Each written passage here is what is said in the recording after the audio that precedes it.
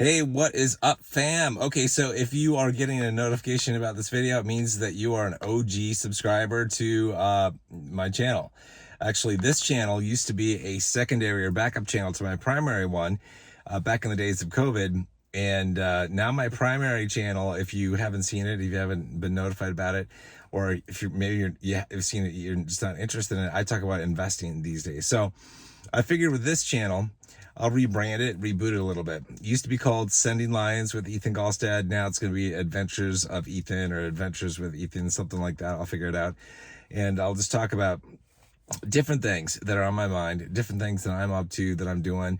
One of the things that I think I'm going to create some videos on are some of the things that I do health-wise. I'm going to talk about fish antibiotics and why they're important. Why I think they're important to keep at home as like an emergency source of antibiotics. I'll talk about fenbendazole, Panacur. I'll talk about ivermectin. I'll talk about some things, parasite cleanses, stuff like that, that I believe, can do wonders when it comes to basically having like an anti-parasite cleanse, which I've done on and off for the better part of a decade. And I think they're effective for me.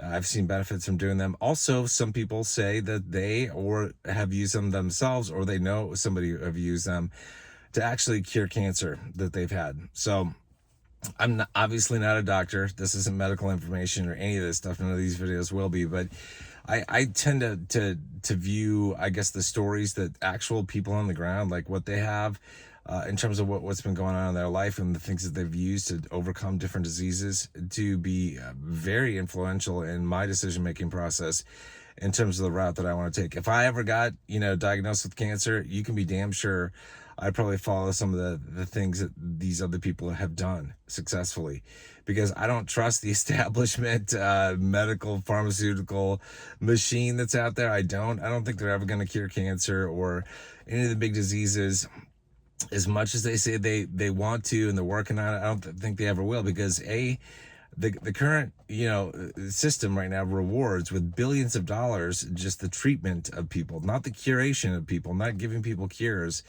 but actually just giving them treatment, giving them a pill that they have to, take every single day of their life for the rest of their life, for cholesterol, for anxiety, for depression, for blood pressure, for whatever.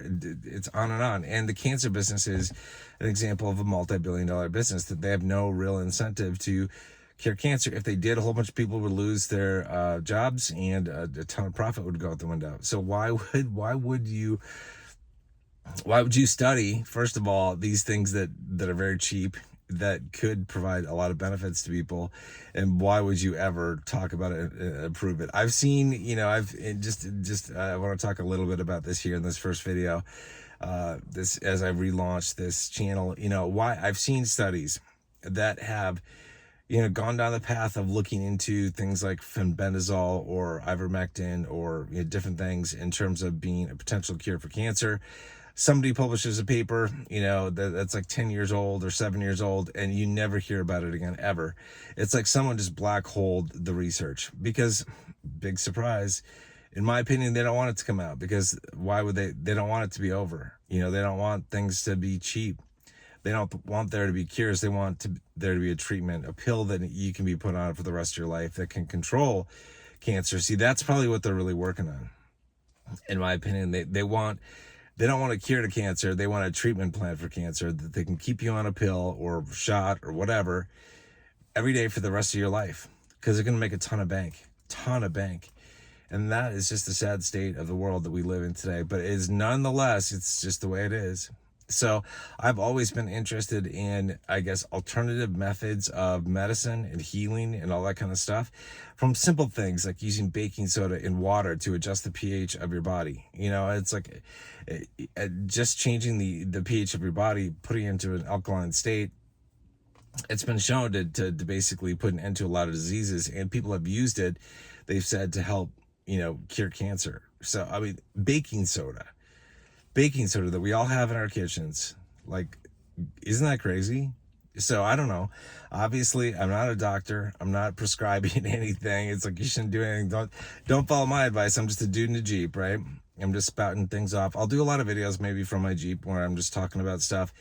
And some of it I'll do like in the kitchen if I'm taking something or I want to show you something, because there's a lot of cool stuff I think it's cool that I've acquired. Some of these things I've started to use, and I'm going to start using some others, you know, in the following week. So I kind of want to show what I'm doing and just talk about things a little bit. And if you guys have questions about things, post a comment, you know, in any of the videos.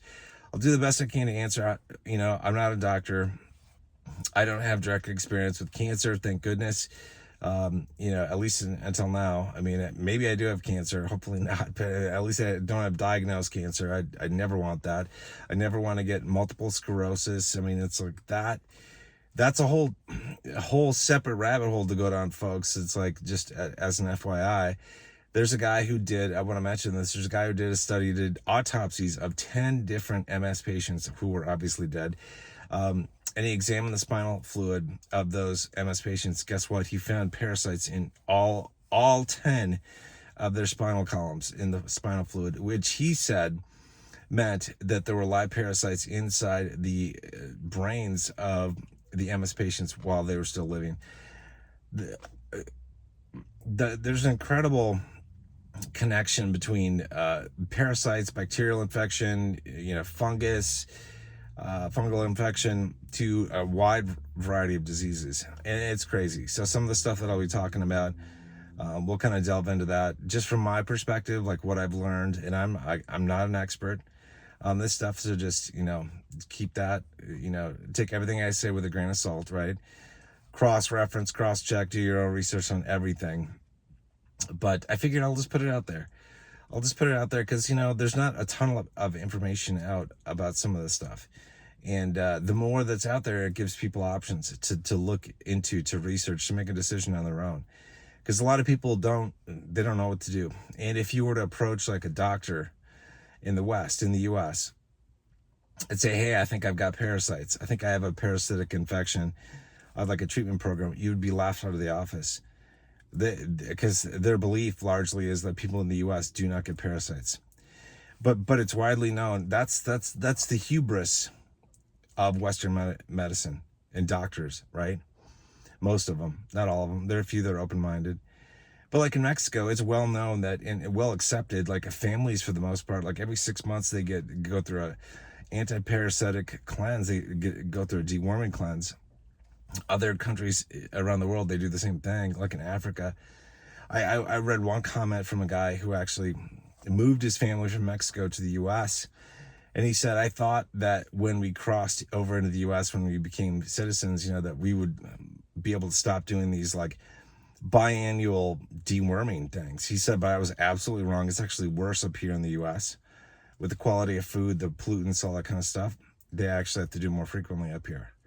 But it just goes to show you, like, and people think they don't have parasites. That's fine. That's cool. You can't convince somebody. All I know is that as somebody who's gone through a parasite cleanse multiple times over the past decade, I know it works. And I know there's shit in my body that comes out that is not normal. And I didn't want it there. I don't want it there. That's why I do these cleanses. And it's like, you know, I've always thought that maybe by doing these cleanses, it's been keeping me healthier. Not a guarantee, obviously, I don't know. But it's like, I'd rather do it than not do it. Not, you know, just my opinion. I'll talk about ivermectin, which is used as an antiparasitic. Fenbendazole is an antiparasitic. It's often available under Safeguard or Panacur or some brand names you can get for your dogs. And ivermectin you can get like for your horses, you know. But it's, you know, people take it. Regular people take it. Not that it's, you know, made available for people. I don't want to say you should take it. All I can say is, like, I've taken it and I do just fine. Just like I've taken fish antibiotics, because I believe that they are basically the same as regular antibiotics that you get prescribed. But that's because I've done my research and they've worked for me and I'm happy with it. You know, most of the time I would go to the doctor if I needed a prescription for antibiotics, but I wanted them just in case. So I'll talk about those too. And just a wide variety of stuff. I don't know where this channel is going to go. You know, I don't know what kind of stuff I'm going to talk about. You know, some of the stuff might not be very pleasing to the powers that be that want to censor information. I have no idea. we're going to find out, I guess. I'll try to dance around stuff a little bit if I think it's touchy, because, you know, I still got, the reason I set this channel up years ago was I got a couple channel strikes on my main channel talking about COVID stuff. And YouTube was, you know, the YouTube gods were just like, they were cracking down on people big time. And so I set this channel up as a backup. And so that's what this is for. So I don't know where this channel is going to go exactly. I'll talk about some of the stuff, you know, the health stuff, we'll just see. So I'd be interested to hear from you guys. Like, if you have anything that you'd like me to talk about, just let me know in a comment. I'll check it out and do the best I can. Hope you guys are doing well. I'll see you guys the next time. Maybe from the Jeep, maybe from somewhere else, but somewhere. All right, take care, guys.